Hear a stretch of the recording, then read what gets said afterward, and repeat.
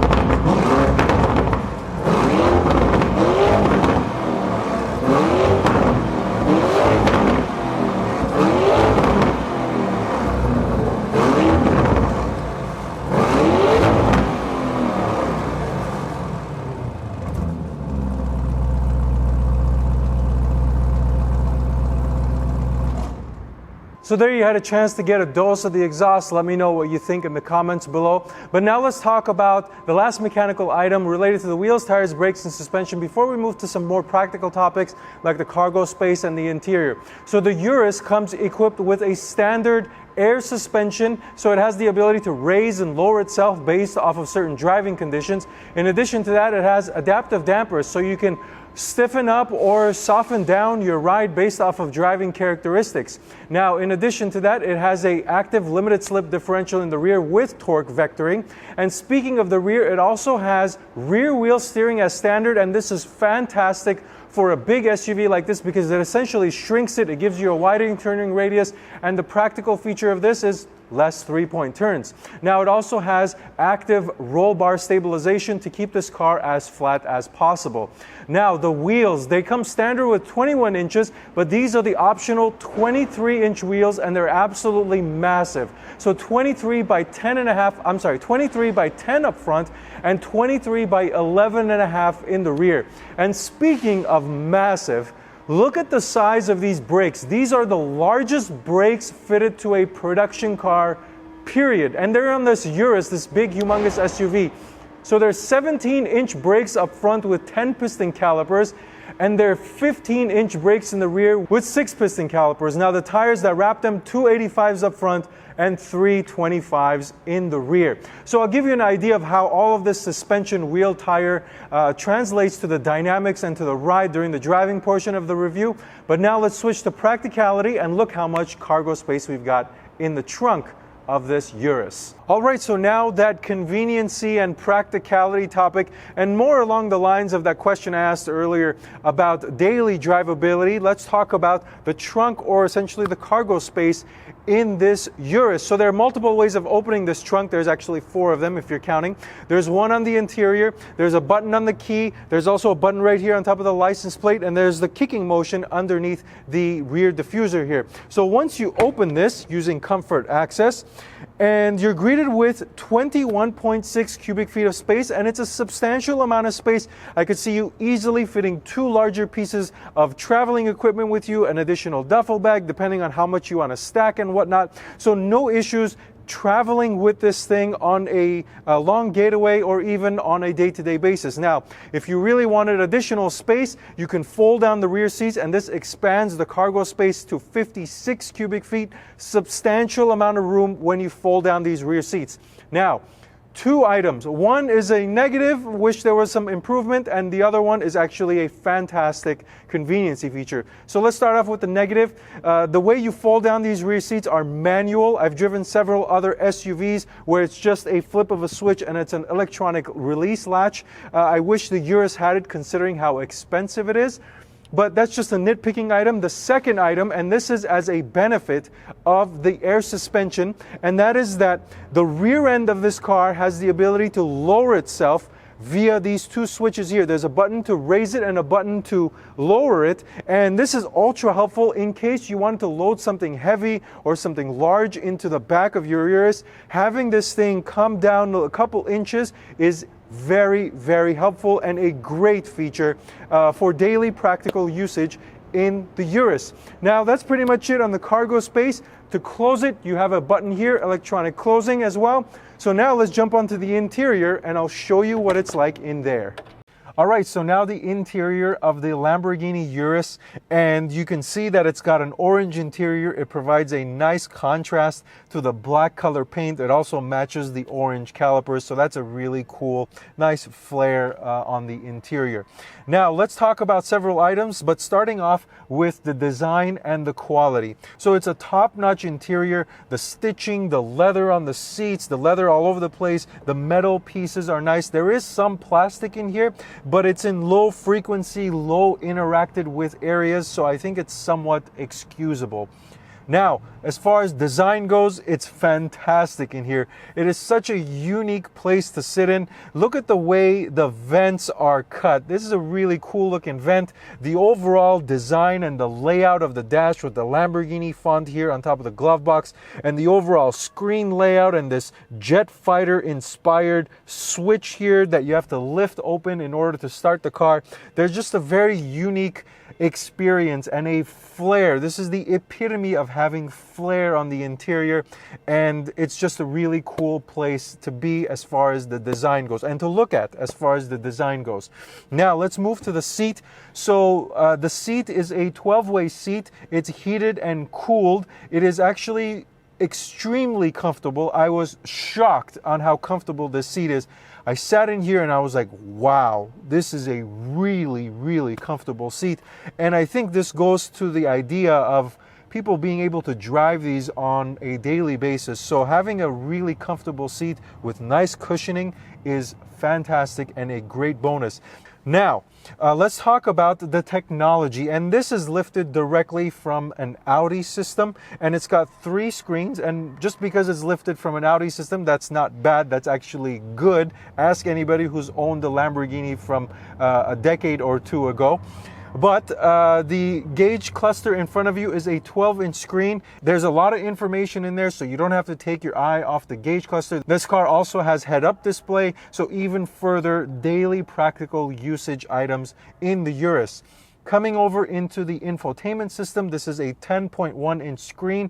It has the Audi MMI system with the Lamborghini overlay on top of it. Let's not call it Audi MMI. It's the Lamborghini system. It's very similar to what Audi does in their infotainment screen. And the overall user interaction with it is very Audi-esque as well. So if you have an Audi car or have experience like I do with Audi systems, you'll jump in here and it'll feel very familiar to you. It's a great system. It's very easy to use. The graphics are easy to read. It's simple to navigate through.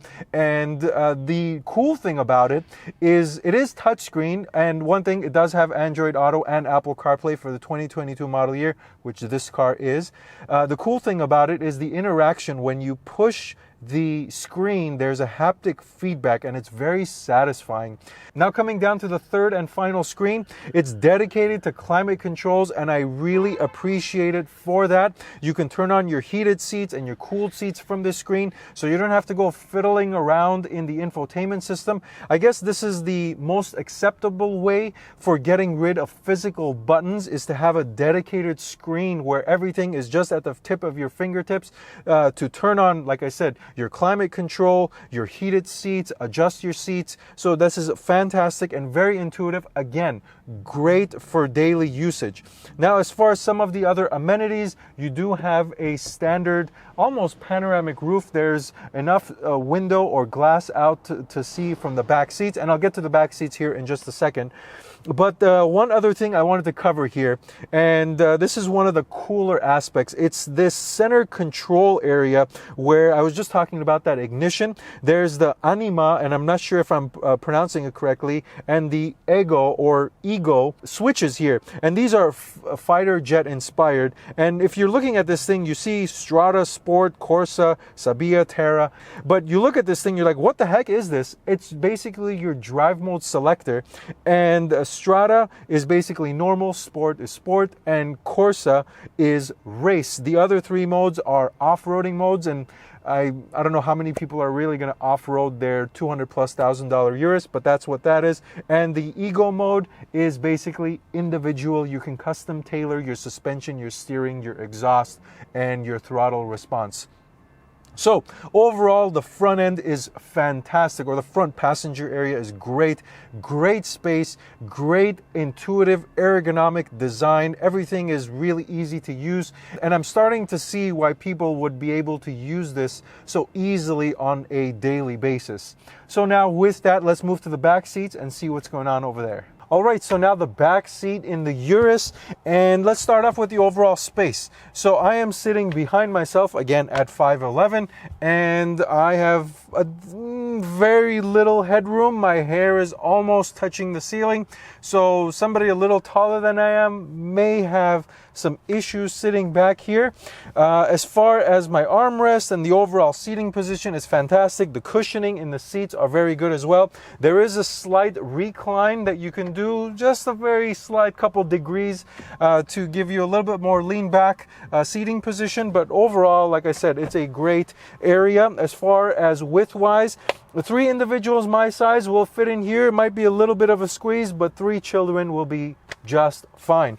Now, as far as some of the other amenities, there is a little bit of a glass roof you can see out of, so it's not a full panoramic roof, but there is some to see out of there. And then there are separate climate control zones back here, controlled via a screen.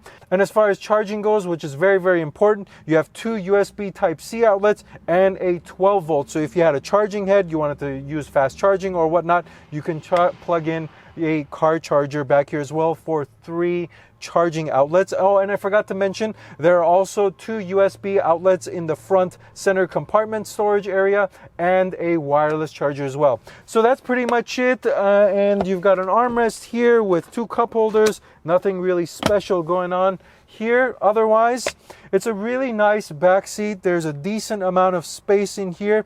And the overall space of the interior is fantastic as well. And again, I could certainly see why people drive these things on a daily basis with some of the practical features that are built in as a part of some of the Audi ownership or Audi influence in Lamborghinis. And then just the Italian Lamborghini part of it with the design and the flair and the orange color in this one with the orange stitching.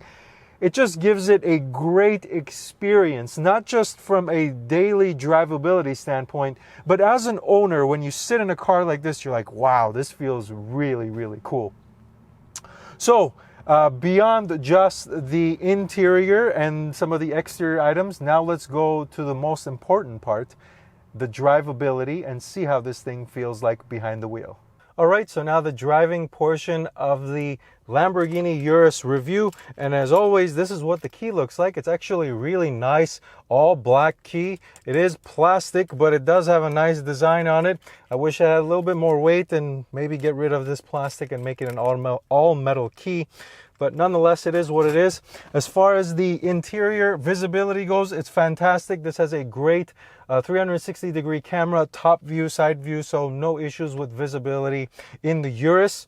So let's go ahead and turn this thing on and go for a quick drive. This flip open motion here is so cool. Foot on the brake, start, stop. The exhaust note at startup is actually really nice as well. So I'm going to start off in Strata mode, and the way you get going in this car, there is no physical D button or pulling a lever. You have to pull on the paddle shifter, and that gets you going. So as I'm setting off here, even though the Urus is not the highest riding SUV or the biggest SUV, it still gives you a fantastic high riding SUV experience. So if that's what you're after, you're gonna get it in this car. Don't be concerned that this isn't the biggest SUV. Now, I'm gonna go ahead and put it in Corsa mode, and as I do that, the car goes to its lowest position. The exhaust note or the baffles open, the note changes, the exhaust tone or the engine note changes as well. And you really feel like this turns into a different beast. Manual shift mode. Let's see. Oh, wow. It's bouncing off the limiter. Brakes. Wow. Wow. Eyeballs get sucked out type of brakes. Downshift to second again. I'm bouncing it off the rev limiter. Even though the heads-up display, I need to pay more attention to it. Man, this is a really, really fast car. Oh, wow. Really nice. And the exhaust note is good too, especially down low. Speaking of down low, this thing gets up and goes really, really well. A lot of down low torque, no issues getting this thing moving. Man, that exhaust sounds so good. All right, let's get one more pull. Now from second. Man, this is such a fast SUV.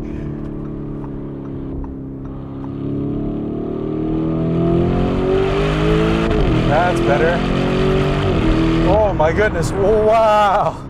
The sensation of speed is remarkable for a big SUV like this. Okay, all right. So the power delivery is fantastic. super, super fast. And one of the interesting things about it, when you're going from a stop, there is a little bit of lag before it really starts to move. And even in this Corsa mode, that lag is still there. When you use launch control, that'll probably alleviate that lag. Otherwise, blisteringly fast, especially considering that this is an SUV.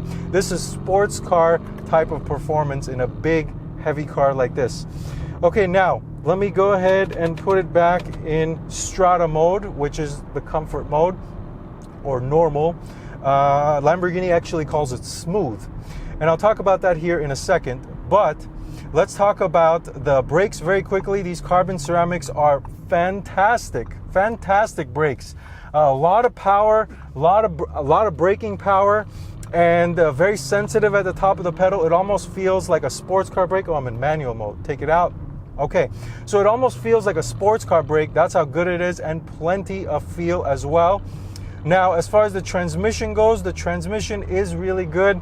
It's as you would expect in a modern automatic transmission, whether it's doing it by itself or whether you're doing it via the paddle shifters, upshift, downshifts, it does it all very nicely. So no complaints there. Now, as far as the suspension and the steering, so this is really important and I think contributes to that daily drivability in this car.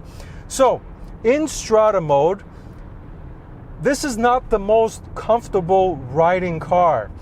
There is proper sportiness in this suspension. Sportiness, stiffness, whatever you want to call it. It doesn't feel like some Mercedes or a BMW or a Lexus just lofting along, soaking up all of the bumps. So please check your expectation with regards to that. Don't come in here expecting a Bentley or a Rolls-Royce type of ride, because the badge Lamborghini apparently still means Lamborghini, and even in the most comfortable mode, it is still sporty. Is it bad? Not good enough to drive on a daily basis? Too stiff? No, definitely not. It's definitely tolerable, something you can absolutely drive on a daily basis. But just make sure you got that expectation. And then when you put it in sport or in Corsa, it gets even stiffer. And one thing that is remarkable about this car is whether in sport or in Corsa mode, the flatness, the active roll bars and the overall suspension, the air suspension and those adaptive shocks working to keep this car flat. They do a fantastic job, and it's remarkable how flat this car stays. Now, I wasn't able to really throw it around corners and whatnot. It's a dealer car and I'm driving it in the city, but I did give it a little bit of a nudge, and there's plenty of balance, and it's a proper sporty feeling SUV, and amazing that it feels almost like a sports car. To answer the original question, is this a good daily driver car? Yes, but with an asterisk. And the reason why there's an asterisk is because what I was talking about, the suspension. It's not the most comfortable riding car, and for that reason, I put the asterisk there. But why I would love to drive this on a daily basis, beyond it just being a flex because it's got a Lamborghini badge on it. So the overall experience, the exterior styling, the interior styling, the ergonomics, the infotainment system, the technology, the influence of Audi on this car, tied along with the Italian Lamborghini flair, is such an amazing experience that it just gives it this feeling when you're driving it. It's just a great feeling to drive this car. So I think that's the reason why this is a great daily driver, and the fact that it can switch a couple dials and turn a couple knobs, and it could turn from a mostly good daily driver to some unbelievably fast and capable SUV is remarkable, and kudos to Lamborghini and Audi and Volkswagen Group, whoever else had a play in developing this car.